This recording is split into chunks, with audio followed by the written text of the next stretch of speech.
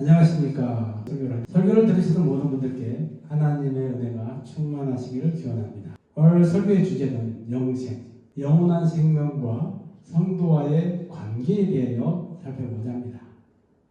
본문 말씀은 요한복음 17장 3절입니다. 같이 읽어보겠습니다. 영생은 곧 그의 유일하신 참 하나님과 그가 보내신 자 예수 그리스도를 아는 것입니다. 영생은 아는 것이다. 하나님을 아는 것이다. 예수님을 아는 것이다. 하나님을 알 때 참 하나님을 아는 것이고 하나님이 보내신 예수님을 아는 것, 영생은 아는 것이다.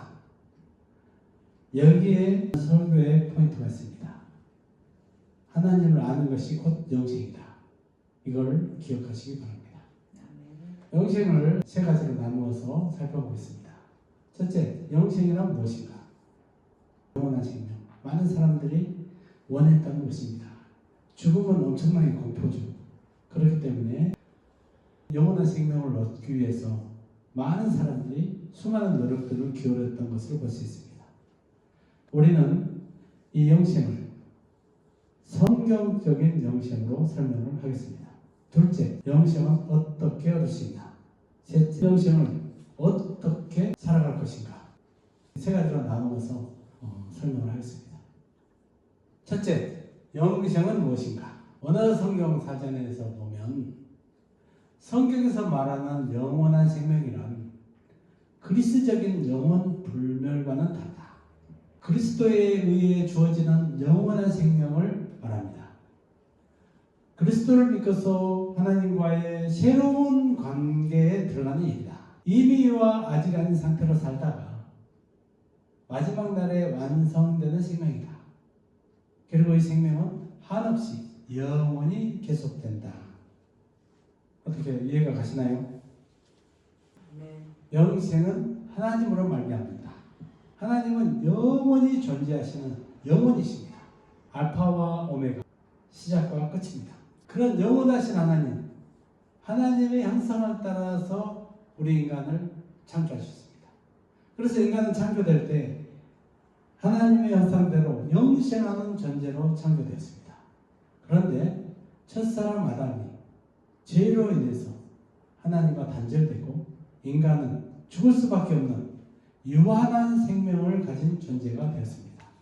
창세기에서 내가 모든 나무의 실과는 다 임의로 먹을 수 있지만 선악을 알게 하는 나무는 먹지 말라고 했는데 그걸 먹으면 정령 죽으리라 했습니다.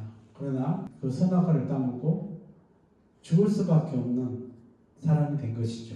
그 아담으로 말미암는 죄가, 사망이 지금까지 내려오고 있는 것입니다. 하나님과 인간이 죄로 인해서 단절된 것을 그림으로 보면 이렇습니다.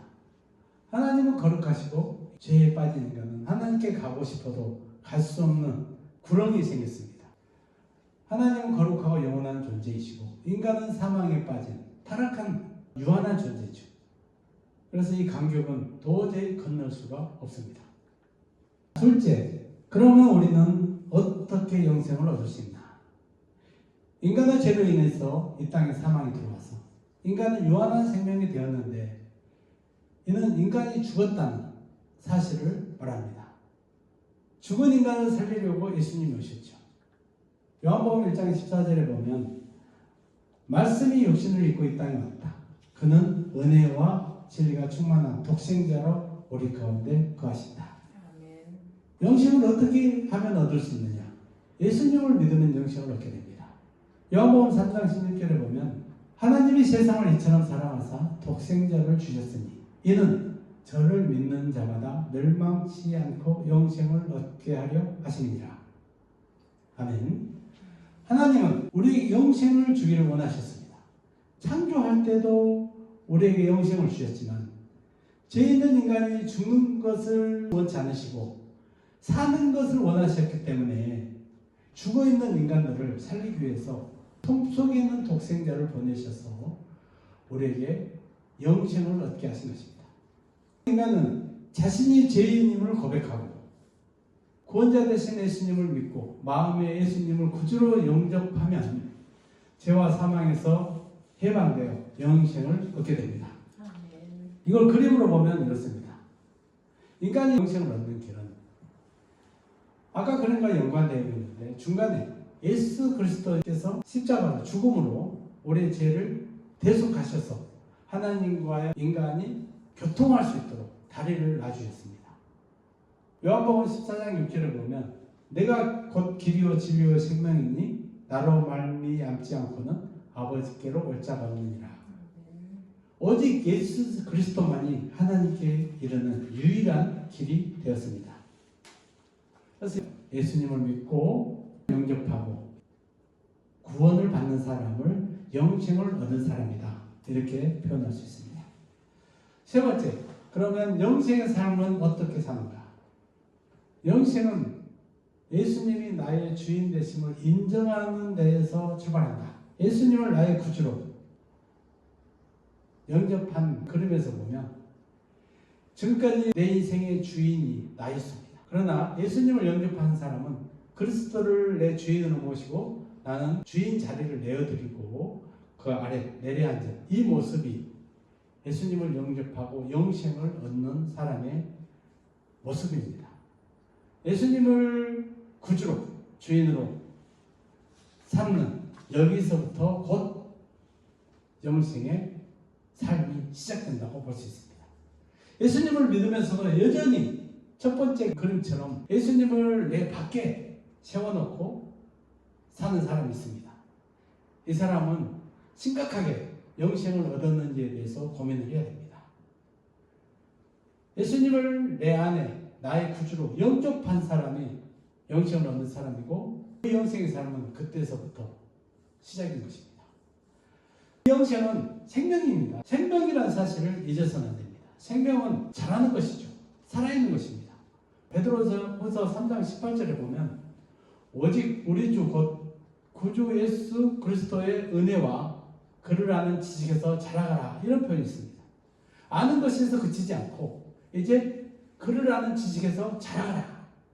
영광의 이제와 영원한 날까지 그에게 있을지어다. 그는 누구예요? 지식에서 자라가는 내가 아니죠. 내가 하나님을 아는 지식, 예수님을 아는 지식에서 자라갈 때 영광이 하나님께, 예수님께 있다는 것입니다. 놀랍죠? 우리는 하나님을 아는 것, 영접하고 구원받았다는 것으로 멈춘 사람이 많습니다. 교회를 다니면서.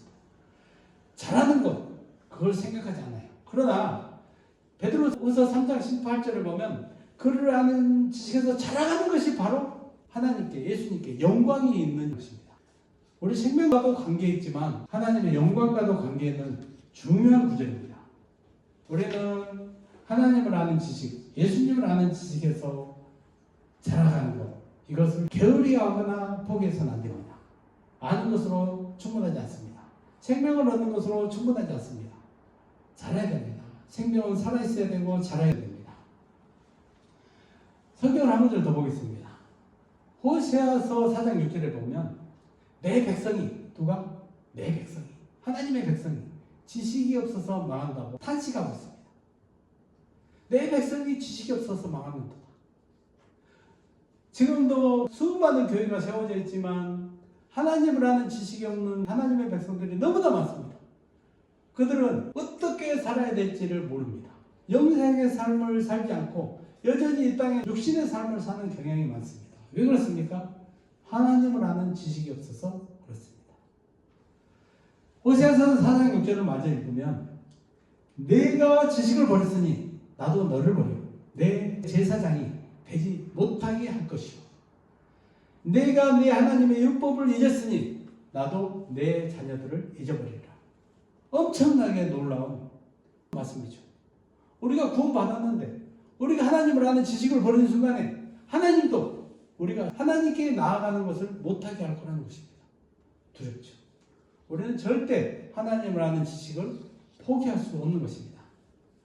하나님을 알기를 힘써야 되고 하나님의 말씀을 잊어버리거나 하나님의 말씀을 덮어놓고 살면 안 됩니다. 영생의 복을 받은 사람은 하나님과 그 아들 예수 그리스도를 아는 지식에서 점점 자라가야 합니다. 우리에게 주신 하나님의 말씀인 성경을 열심히 읽고 듣고 주야로 묵상하는 사람이 지식이 자라는 성도입니다. 하나님을 아는 풍성한 지식으로 영생을 풍성히 누리는 복이 있기를 기원합니다.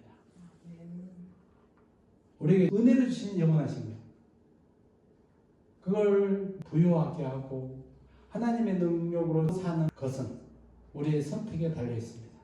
하나님을 아는 지식을 더욱더 풍성하게 우리 안에 채우시기를 바랍니다. 아멘. 성경을 열심히 읽는 성도들이 되기를 주의 이름으로 축원합니다. 아멘. 아멘.